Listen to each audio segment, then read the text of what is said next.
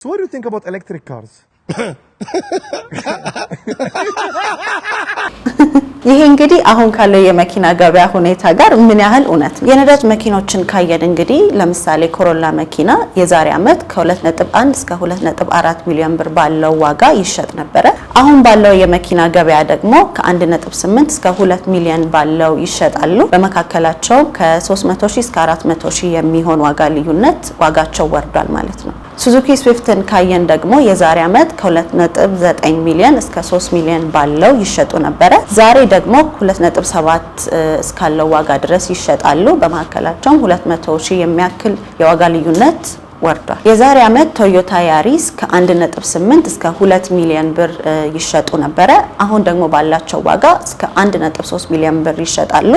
ከ300,000 እስከ 650,000 ያለም የዋጋ ልዩነት ዋጋቸው ወርዷል። ኢቭን ሱዙኪ ቪታራ 850,000 ይሸጥ የነበረ መኪና አሁን ባለው ፕራይስ 550,000 ብር የሚሸጥበት ዋጋ ነው ያለው። ከ200,000 እስከ 300,000 ያህል በሚሆንም ዋጋቸው ወርዷል። በተጨማሪም የዛሬ አመት ቪትስ መኪና ከ1.7 እስከ 1.65 ባለው ዋጋ ይሸጡ ነበር።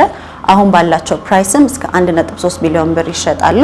ከ300,000 እስከ 400,000 ባላቸው ዋጋ ልዩነት ዋጋቸው ወርዷል። ሌላው ደግሞ ትልቅ የገበያ ልዩነት ያለው ጄቶር X70 መኪና የዛሬ አመት 4.2 ሚሊዮን የተሸጠ ሲሆን አሁን ደግሞ 3.3 ሚሊዮን የሚሸጥበት ዋጋ ነው ያለው። የ900,000 ልዩነትም አለው። በተቃራኒ ደግሞ የኤሌክትሪክ መኪኖችን ስናይ BYD ሴጎል መኪና 2023 ሞዴል የዛሬ አመት ዋጋቸው 2.35 የነበረ ሲሆን አሁን ደግሞ በ2.65 እየተሸጡ ይገኛሉ። የ300,000 ያክል ጭማሪ አድርገዋል። ሌላው ደግሞ ID6 መኪና 2023 ሞዴል በ4.8 ሚሊዮን ብር የዛሬ አመት ይሸጡ የነበሩ መኪኖች ናቸው።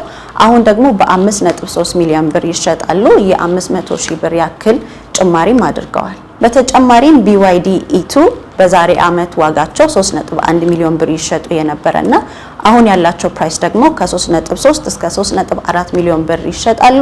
የ400,000 ብር ያክልም ጭማሪ አድርገዋል። ይሄ እንግዲህ ያየነው የዋጋ ልዩነት በነዳጅ መኪኖች ላይ ያለውን የነዳጅ የኦይል ቼንጅ እንዲሁም የተለያዩ ኤክስትራ ኮስቶችን ሳይጨምር ነው። ይሄን አይነትና ተመሳሳይ የመኪና መረጃዎችን የምትፈልጉ ከሆነ መኪና ገበያን ፎሎ ማድረግ እንዳትረሱ።